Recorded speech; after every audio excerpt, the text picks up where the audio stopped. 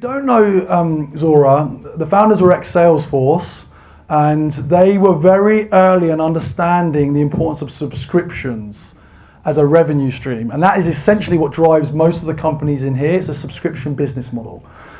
So I know a lot of the leaders at Zuora, and to have a BDR up here tonight, it's fantastic, and he's going to be sharing the importance of preparation. You're up. Round of applause, Eric, BDR from Zuora.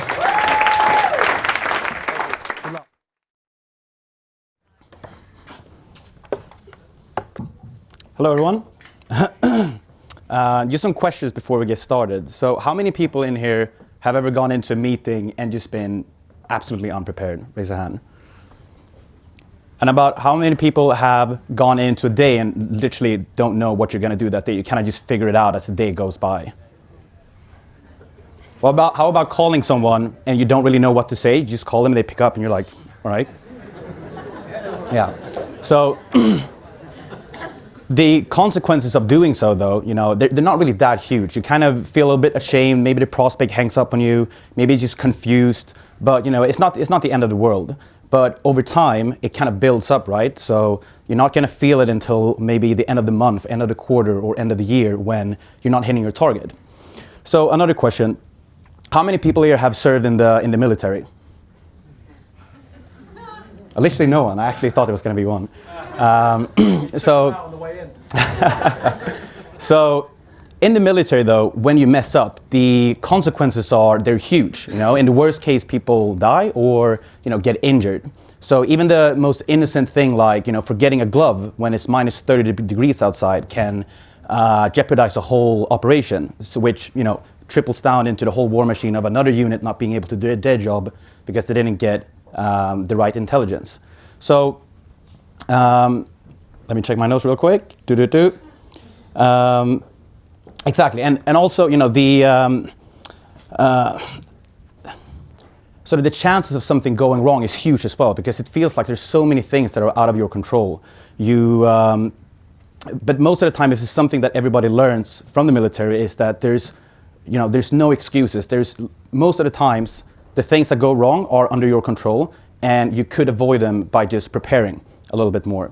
So what I'm going to talk about today for the next 4 minutes or 3 minutes is what I learned from the 15 months that I spent as an Army Ranger in the Swedish Armed Forces, and how it taught me the importance of preparation. So as no one here has any experience from the military, I'm just going to give a little bit context of what an Army Ranger is. It's essentially a unit that operates far away from friendly forces to conduct reconnaissance, sabotage, and ambush missions on high-value targets. And you're usually out for 1 to 3 weeks. So naturally, it puts quite high standards on the individuals that operate within those units.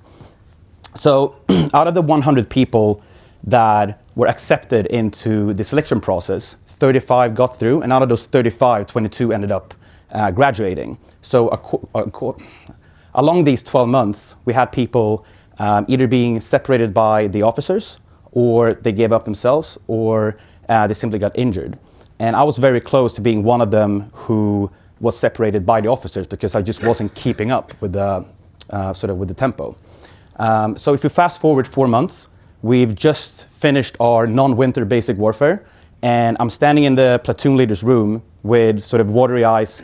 I have an envelope in my hand, and in it says no pass. And I just go in there and I say, all right, so what now? Do I just kind of pack my bags and leave in the gear? So luckily, I wasn't separated yet. I still had like a couple of weeks to sort of prove myself that I could still be fit for this unit. And essentially for the next 2 months, I just had my eyes on me. So everything that I could do wrong, they would see that. So in order to not be kicked out, I looked at what the top performers were doing, what the best soldiers were doing. So we would have these ranking lists that would just sit on the walls, and it would just rank everyone from 1 all the way down to, 30 or however many people were left. And it would rank us in different topics, like who is the best at navigation, and who is best at this and that. And I started to see that the best performers, they were literally always on top of their game. So if we were out in an operation, the squad leader says, all right boys, it's getting dark, put your night vision goggles on, they already had them on. And if they didn't, it would take them less than a minute to just put them on. Whereas me, I would stand there and kind of try to figure out how to put it on. 3 minutes later, I would just ask someone, like, can you help me? And also, we have a thing called a 50-10 pace. So you walk for 50 minutes, you march for 50 minutes, and then you rest for 10 minutes.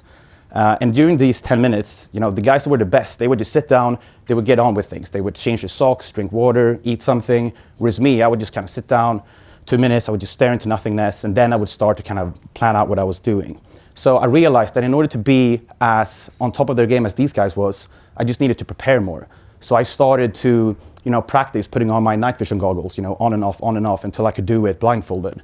I started to think ahead before I went into my sleeping bag. All right, where do I put my stuff? So if shit hits the fan, I can just kind of take my stuff and go quickly. Or when I wake up, in what order am I gonna, literally take on my clothes, pack my tent, and then pack up my stuff so I can be ready to go by 600 hours.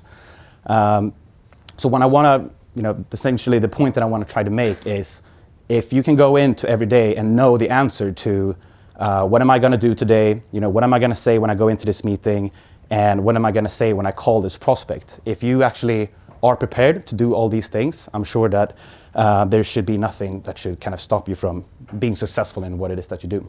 Thank you. Thank you.